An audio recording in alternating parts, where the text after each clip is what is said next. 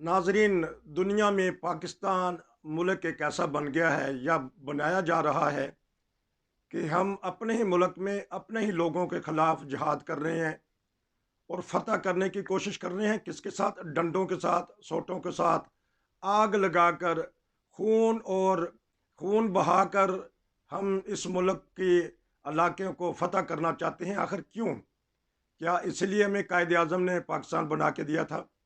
हम इस पे आज गुफ्तगू करेंगे कि कैसा होता था पाकिस्तान और क्या बन गया है पाकिस्तान। मेरे साथ एक बहुत ही प्यारी शख्सियत है जिन्होंने वहाँ बचपन गुजारा, जवानी गुजारी, तालीम हासिल की, मुल्क की खिदमात की मुख्तलिफ अदारों में जाकर। तो यहाँ भी जर्मनी में आजकल यहाँ भी एक सियासी पार्टी से मुंसलिक हैं, यहाँ भी खिदमत कर रहे हैं। जहाँ भी पाकिस्तानी जाते हैं, बैरून मुल्क जाके किसी ना किसी तरीके से जिस मुल्क में रहते हैं खिदमात कर रहे हैं। मेरे साथ हैं नासर राजपूत साहब, जर्मनी में। बहुत अच्छा बोलते हैं, बहुत ज़हीन है। मैं उनके पास चलता हूँ। जी, अस्सलाम वालेकुम। वालेकुम अस्सलाम रहमतुल्लाहि व बरकातहू। जी जनाब। कैसा सोचते हैं कि भी हमारे मुल्क का क्या से क्या बन गया है? अगर 40-50 साल पहले जाएं तो हमारा एक अमन पसंद मुआशरा, अमन पसंद मुल्क, हमारी इज्जत की जाती थी। अब बताइएगा कि हमें अपनों भी ने भी मारा है, गैरों ने भी मारा है। तो क्या हल है? किस तरह का देखते हैं? क्या दिल कुड़ता है आपका? बताइएगा, अपना तासुरात दीजिएगा, तबसरा कीजिएगा।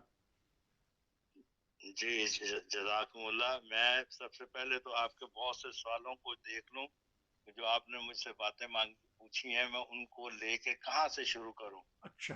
तो मैं ये समझता हूं कि आपकी सारी बात का जो लुबे लुबाब जा रहा है वो मुझे हजरत कायद आज़म रहमुल्लाह ताला की तरफ जा रहा है, क्योंकि वो पाकिस्तान के बानी थे। और बेहतर ये होगा कि मैं अपनी बात को उस बानी के नाम से शुरू करूं जिसने पाकिस्तान को बनाया। जी। इस सिलसिले में मुझे सबसे पहले इस बात का एतराफ़ करना पड़ेगा कि जब हम छोटे थे, बचपन में स्कूलों में जाया करते थे। Government high school Chauburji Lahore से मैंने मैट्रिक की है और वहीं से मैं पढ़ा हूँ। तो मुझे याद है कि मैं स्कूल में सुबह जब असेंबली लगा करती थी तो हम तराना पढ़ा करते थे, चंद लड़के। तो उस तराने को मैं एक थोड़ा सा 2 लफ्ज़ों को गुनगुना के आपको बता देता हूँ।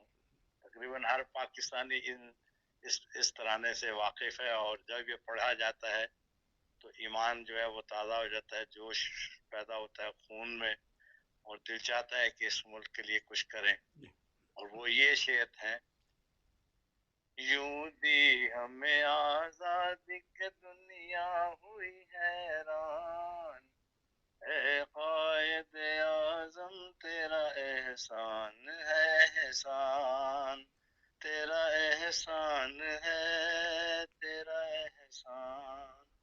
तो ये वो अल्फाज हैं जो हमने बचपन में अपने स्कूल की स्टेज पर खड़े होकर पढ़ने शुरू किए।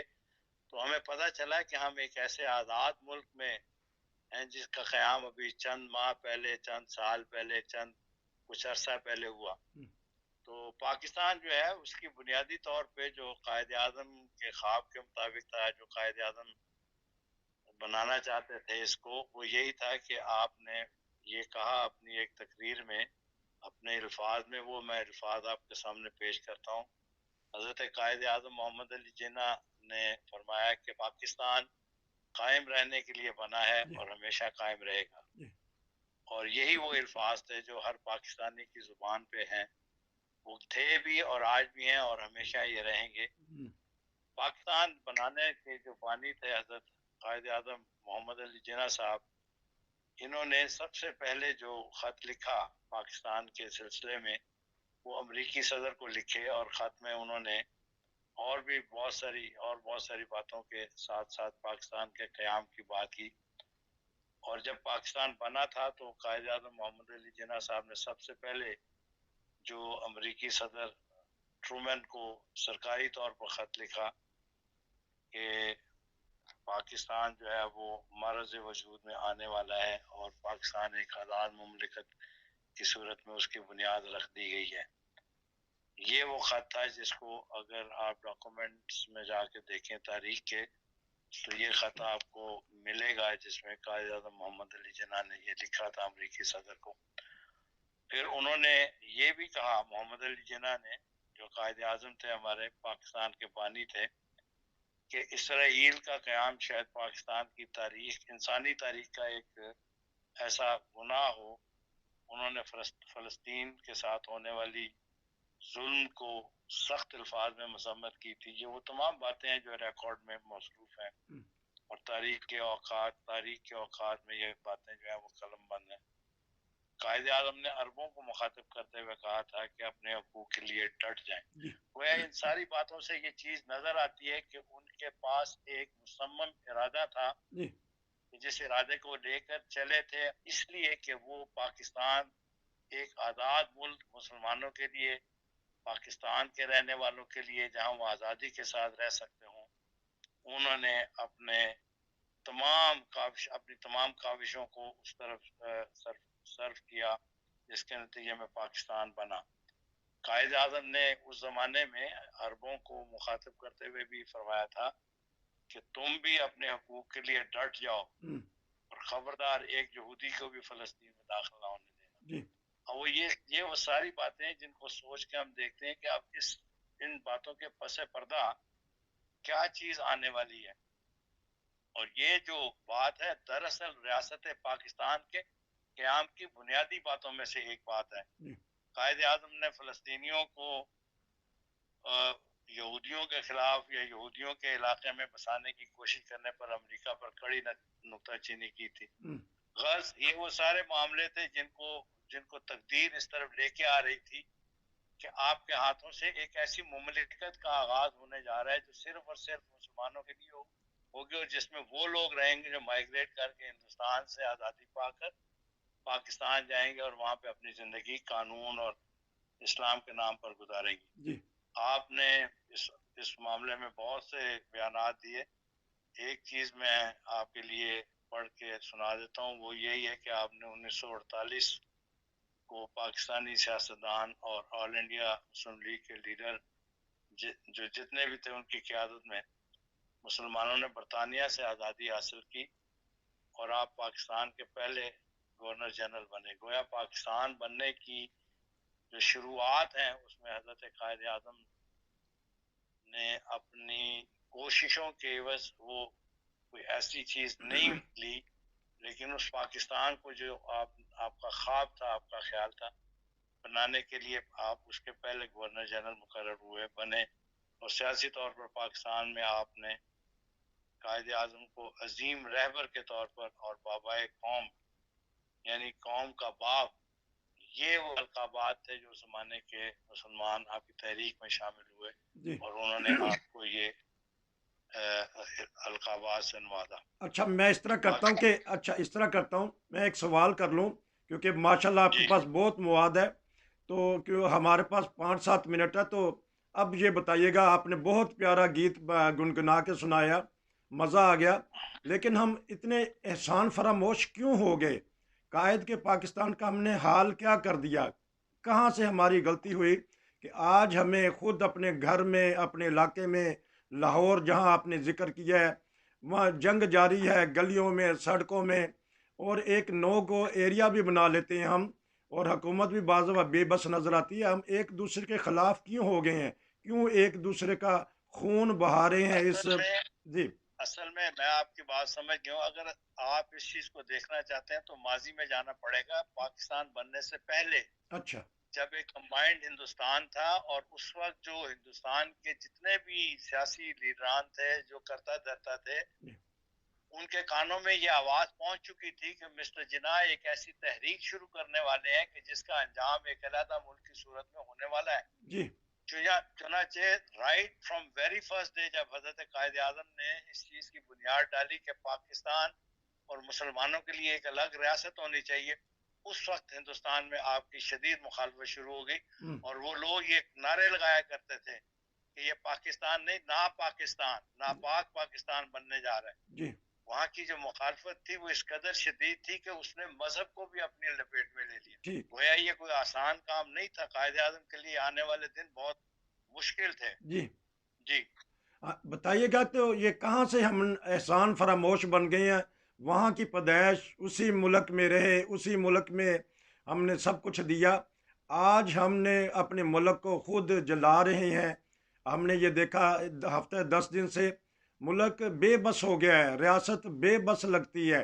अब क्या सोच रहे हैं आप, जब किस तरह? आप जब देखें, ये बात बिल्कुल यानी वाजे है कि जब आप किसी चीज के लिए कोशिश करते हैं तो खुदा का ये इल्हाम है कि लैसा लिल इंसान इल्ला मासा, कि इंसान जो कोशिश करता है जी वो उसको मिल के रहता है। और कायद आजम इसी एक बात पर बहुत ज्यादा मुत्तफिक थे। जी उनका ईमान इस कदर कवी था कि वो ये चाहते थे कि पाकिस्तान बनेगा, और उन्होंने पाकिस्तान बना के दिखाया। जी और उनके नुक्ता नजर से एक एक ऐसा पाकिस्तान था कि जिसमें कोई मजहबी तफरीक नहीं होनी थी। ठीक। अलमिया ये है कि पाकिस्तान उन बातों को पाकिस्तान के रहने वालों ने, जो गुज़श्ता ज़मानों में भी थे, आज भी हैं, जिन्हें पाकिस्तान से मोहब्बत नहीं है, जी जो पाकिस्तान को बनते वक्त काफिरिस्तान कहा करते थे, वो आज भी उनकी औलादें आज पाकिस्तान में हैं। जी और इतना अरसा गुजरने के बावजूद वो आज भी अपने आबा अजदाद के उन्हीं कुलियों पर, उन्हीं बातों पर अमल करते हुए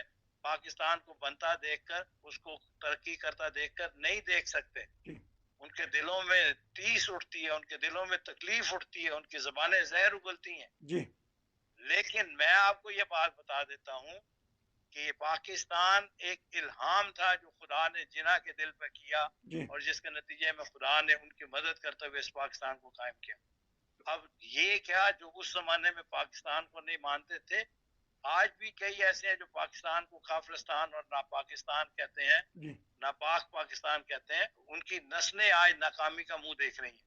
और तो ये जो पाकिस्तान में दंगा फसाद हो रहा है सारा, ये सब उन्हीं लोगों की चाल है। इसलिए तो वो ये चाहते ही नहीं कि कायद के पाकिस्तान में अमन हो और पाकिस्तान तरक्की करे। अमन किस तरह होगा, पाकिस्तान ये तरक्की, सवाल है मेरा। अमन हम किस तरह लाएंगे, किस तरह एक दूसरे से भाईचारा करके जो एक एटमी ताकत है, इस्लामी मुल्क है, उसको तरक्की देंगे? बताइएगा, अब इसका हल क्या हो सकता है? देखें बात यह है, इसका हल वही है कि जो कायद ने फरमाया हम उसकी तरफ तवज्जो दें, जो कायद ने कहा उसकी तरफ देखें। आपने लाखों पनाह गजीरों की आबादकारी और मुल्क की दाखिली और खारजी पॉलिसी पर और तहफ़्फ़ुज़ और माशी तरक्की के लिए आपने अपनी ज़िंदगी को वक्फ कर दिया था। कायद आज़म ने सिर्फ ज़ुबानी बातें नहीं की, ठीक। उन्होंने अमली तौर पर, उनके इर्द गिर्द ऐसे लोग थे जो उनके साथियों में से थे, और उन्होंने अपनी जानें लुटाने के लिए अपने आप को न देखा। जी उन्होंने अपने आप को कायद के हाथों में हाथ देकर ये बैत की कि हम तुम्हारे दाएं भी खड़े हैं, बाएं भी खड़े हैं, आगे भी खड़े हैं, पीछे भी खड़े हैं, जी और आपका हुक्म माने। वो लोग थे जिन्होंने वाकई उस पाकिस्तान की बुनियाद रखी जिसका ख्वाब कायद आज़म मोहम्मद अली जिन्ना रहमतुल्लाह ने देखा। अब ये लोग तो सारे मतलब ही हैं, ये तो दुनियादारी की तरफ दौड़ रहे हैं। इनको पाकिस्तान से मोहब्बत नहीं है। इनमें वो लोग शामिल हैं जो पाकिस्तान को खाफिरिस्तान कहते थे। जी उनकी औलादें आज सरगर्म अमल हैं और पाकिस्तान को तरक्की करता हुआ नहीं देख सकती। पाकिस्तान तरक्की कर रहा है। कायदा पाकिस्तान दुनिया की ताकतों में से उन अजीम ताकतों में शामिल हो चुका है जहां उसकी बात मानी और सुनी जाती है। आप देख लें, पाकिस्तान को आज से कई साल पहले ले जाएं, उस पाकिस्तान में और आज के पाकिस्तान में जमीन आसमान का फर्क है। आज पाकिस्तान के मुतालिक अमेरिका के ईवानों में बात होती है। पाकिस्तान का नाम सुनकर दुनिया के कई ऐसे मुल्क हैं जो कमजोर हैं, लेकिन उनको तकवीत पहुंचती है, खास तौर पर मुस्लिम ममालिक को। जी बस ये जो हम पाकिस्तान में अपने अपने मुल्क के अंदर ये जो दहशतगर्दी कर रहे हैं, इसका सिर्फ एक ही मकसद है कि ख्वाब, कायद के उस ख्वाब को जो उन्होंने देखा वो शर्मिंदा ताबीर हो रहा है, जी उसको न बनने दिए। तो आजकल की जो मौजूदा सूरत हाल है, उसको किस तरह देखते हैं कि इसमें थोड़ी सी ठंडक पैदा की जाए? हमारी अदलिया, हमारी इस्टेब्लिशमेंट और हमारे जो रियासत है, हमारे जो उलमा है, हमारी अवाम है, क्योंकि आप एक सियासी पार्टी से यहाँ ताल्लुक़ रखते हैं, क्या कहेंगे ताकि दोबारा हम उसी लाइन पे आ जाएं? वरना जिस तरह हमने नुकसान कर बैठे हैं, मुआशी तौर पे, मजहबी तौर पे, अदालती तौर पे, रियासती तौर पे, हर जगह से हम नुकसान उठा रहे हैं। कोई इसका और किस अंदाज में आप बयान करना चाहें? 2 मिनट आपके पास। देखें, ये सरीहन मफाद परस्त लोग हैं जो अपने मफादात की खातिर इकट्ठे हुए हैं। जी جو اپنے مفادات کی خاطر اس وقت لڑ رہے ہیں، اور کبھی بھی اس گھر میں امن نہیں آتا جس گھر میں لوگ ایک دوسرے کے ساتھ لڑتے ہوں، جی پیار محبت سے دور ہوں، ایک دوسرے کی خوشیوں میں شامل نہیں ہوتے۔ ہمارے ملک پاکستان کو، ہمارے ملک پاکستان کے لوگوں کی نظر کھا گئی، خدا ان پر رحم کرے۔ آمین یہ وہ ملک ہے جس کا خواب پاکستان نے دیکھا اور پاکستان کے رہنے والے قائد نے دیکھا، اور اس بات کو ثابت کیا کہ قائد کا جو خواب تھا وہ سچا خواب تھا، اور قائد کو جو تائید تھی وہ تائید الہی تھی۔ اور آج بھی اگر ہم چاہتے ہیں کہ ہمارا ملک ترقی کرے تو ہمیں سب باتوں کو چھوڑ کر قائد کی ان باتوں پر عمل کرنا چاہیے جو انہوں نے پاکستان بنانے کے وقت کی۔ یکجہتی، ایک دوسرے کے ہاتھ میں ہاتھ ڈال کر پاکستان کو ترقی کی راہ پر لے جانے کی کوشش کرنی چاہیے۔ خدا کرے کہ ہم اپنے وطن کو اس قدر بلند کریں کہ قائد کی روح اپنی قبر میں خوش ہو کہ آج جس ملک کو میں نے بنایا تھا وہ ملک قائم دائم ہے اور امن کی طرف جا رہا ہے۔ اللہ تعالیٰ کرے کہ ایسا ہی ہو۔ بہت شکریہ، بڑی زبردست آپ نے باتیں کر دیں۔ ایک بات، ساری باتیں زبردست ہیں، لیکن یہ جو کہا آپ نے کہ جس گھر میں اتفاق نہ ہو تو پھر دوسرے فائدہ اٹھا لیتے ہیں۔ ناظرین، یہ تھے ناصر راجپوت صاحب، اپنے دل سے کہہ رہے تھے جو پاکستان قائد اعظم نے بنایا تھا ہمیں وہی پاکستان چاہیے، نہ نیا پاکستان نہ پرانا پاکستان، وہ پاکستان چاہیے جو جد و جہد ہزاروں لاکھوں قربانیوں دے کر ہم نے وہ حاصل کیا۔ آپ سے انشاءاللہ پروگرام کا سلسلہ جاری رہے گا، آپ بڑے مصروف ہیں تو میں آپ سے پتہ کروں گا کہ کیا کیا اس کے کہاں کہاں سے ہماری غلطیاں ہوئیں، کہاں ہمارے سیاستدانوں نے غلطیاں کی، کہاں ہماری اسٹیبلشمنٹ نے غلطی کی، کہاں ہمارے علماء نے جو نام نہاد علماء بھی تھے بیچ میں انہوں نے غلطی کی، کہاں ہمارے عوام سے غلطی ہوئی۔ اس پہ میں آپ سے بھرپور ایک تبصرہ لوں گا کیونکہ آج وقت پورا ہو گیا ہے، تو پھر آپ سے دوبارہ ملوں گا۔ آپ کا شکریہ ایک دفعہ پھر۔ اگر آخر میں وہی دوبارہ دہرا دیں جو آپ کسی زمانہ میں بچپن میں وہ گیت گاتے تھے، سن کے مجھے بھی بڑا جذبہ پیدا ہوا، بہت مزہ آیا۔ مجھے نہیں سمجھ آ رہی تھی کہ آپ کیا پڑھ کے سنائیں گے، لیکن آپ نے ایک ایسا ترانہ سنا دیا ہے۔ ہم اختتام بھی اسی پہ کرتے ہیں، آغاز جس پہ کیا تھا۔ جی اگر وہی دو لفظ دوبارہ سنا دیں۔ بات یہ ہے کہ اس سے پہلے ایک دعا بھی پڑھی جاتی تھی، جی وہ یہ تھی کہ لبے آتی ہے دعا بن کے تمنا میری، اور یہ وہ تمنا تھی جس کے بعد پھر ہم وہ ترانہ گایا کرتے تھے پاکستان سے متعلق۔ پاکستان ہمارا ہے، ہمارا رہے گا، ہماری جان، ہمارا مال، ہماری اولادیں اس ملک پر قربان، کیونکہ یہ ہمارے بزرگوں کی جد و جہد کا نتیجہ ہے۔ یہ پاکستان ہے اور ہم کسی دشمن کو یہ اجازت نہیں دیں گے، چاہے وہ ہمارے اندر سے ہو، ہمارے معاشرے کے اندر کا رہنے والا ہو، ہمارا اپنے ہم وطن ہو۔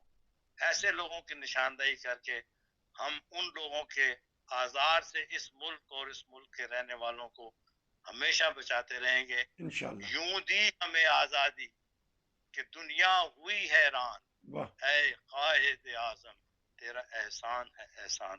جزاکم اللہ احسن الجزا۔ شکریہ آپ کا۔ کاش ہر پاکستانی اپنے دل سے یہ پڑھے اور اس پر عمل کرے۔